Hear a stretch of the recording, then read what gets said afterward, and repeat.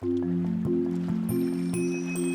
truth is, the only reason I started Fog Creek Software is because I kept trying to look for a great place to work in New York that treated software developers well, and I just couldn't find one to work at.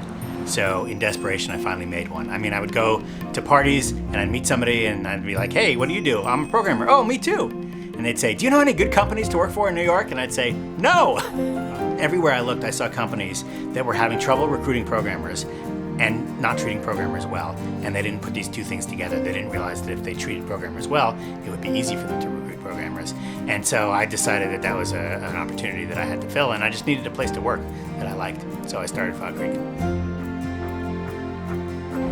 There's a kind of a mild bias against management at Fog Creek, and I don't say that in a pejorative way. It's just that their experience has been, I think a lot of people's experience has been, that managers, particularly at software companies, kind of get in the way. They just, oftentimes they're not very technical, or they're not technical at all, and they have sort of arbitrary notions about how software is done and when it can get done. You have to sort of treat programming as a profit center no matter what kind of organization you're in, even if it is technically a cost center for you. There are companies like, for example, Walmart, that have been able to lower prices because they have better distribution systems, and they have better distribution systems because they use computers and because their programmers just do a better job. Joel's style of running his company is hugely different from places that I've worked in the past. I've had an experience of working in a very corporate, kind of staid, cube farm type of environment. Because there was actually a point where they stopped providing milk in the coffee room. For kids today, the thought of working in a cubicle is almost the epitome of the evil corporate workspace. Just a depressing place to work. That guy must have liked to kick the back of his desk all day long.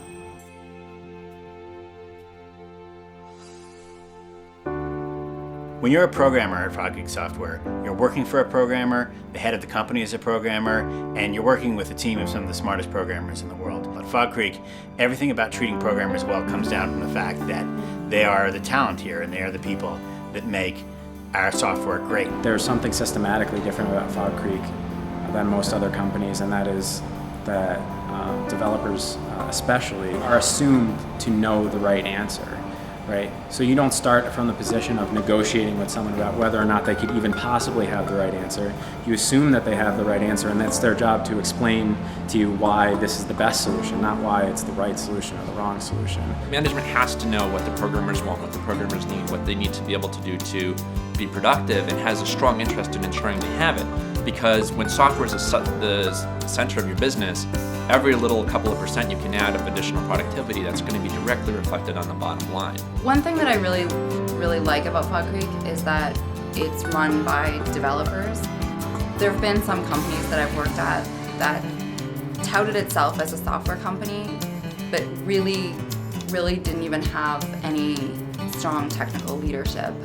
We optimize for a quiet environment, developers that have to sit down and think often and solve complicated problems, need their own offices. And that's very important to the company. And in a company, that may not be as important. It's also kind of exciting to be part of a startup and kind of be part of the software startup culture, where people are kind of, they're all very smart, but they're also very mellow about everyday work things like, wearing jeans to work and, eating junk food at work and playing video games after work.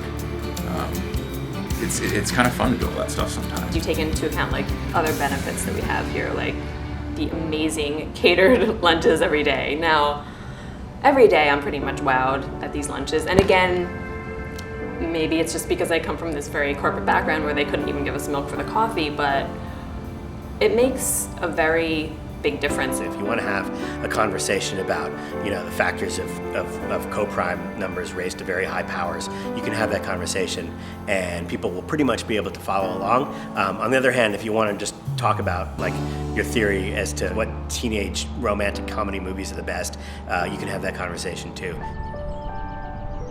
I love New York City. It's got so much to do, but I also get burnt out on it, especially since I live in Manhattan. So it's nice, about once a month I try to make sure I get away to someplace quiet. Try to do something outdoorsy. Programming's a sedentary exercise. Even with a standing desk, you're not going anywhere. You're not really moving a lot. Whereas running is something you're moving your whole body. You're getting out into the world. So in a lot of ways, running is kind of the cure to the few negatives that there are about working a programming job.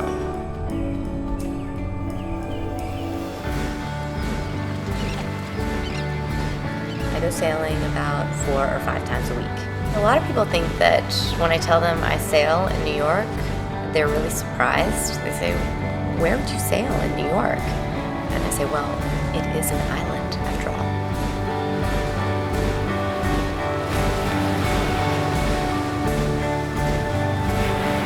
New York has a lot to offer. It's not just the hustle and bustle. It's got everything. It's got art, it's got music, it's got food, it's got theater, and just visually it's amazing.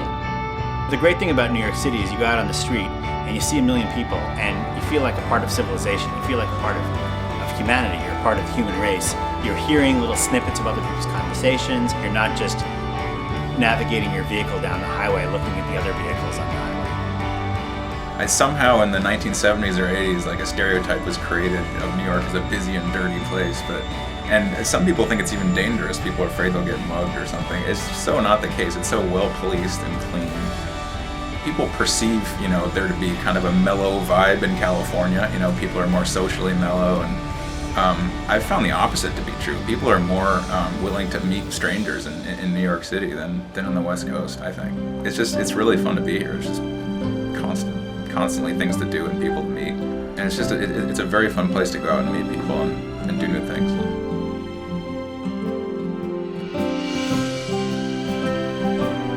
The great thing about programming, for me, is the feeling of being absolutely in control.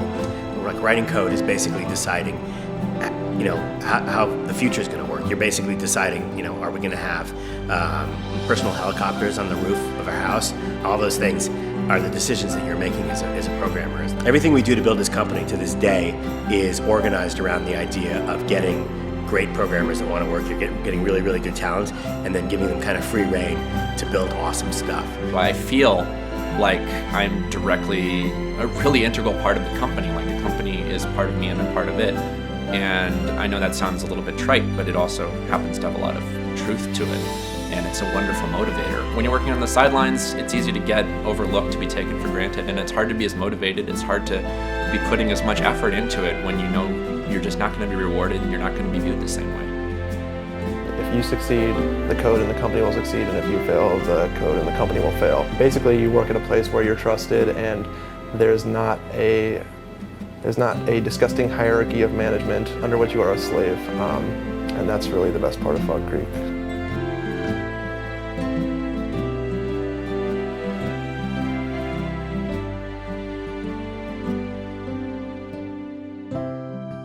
We have a couple products today, and we're certainly going to have more products in the future, but most of my focus has been around making an environment that's awesome to work in, making a place that's almost like a utopia for developers, giving everybody the tools they need to get their jobs done, and then treating them really, really well.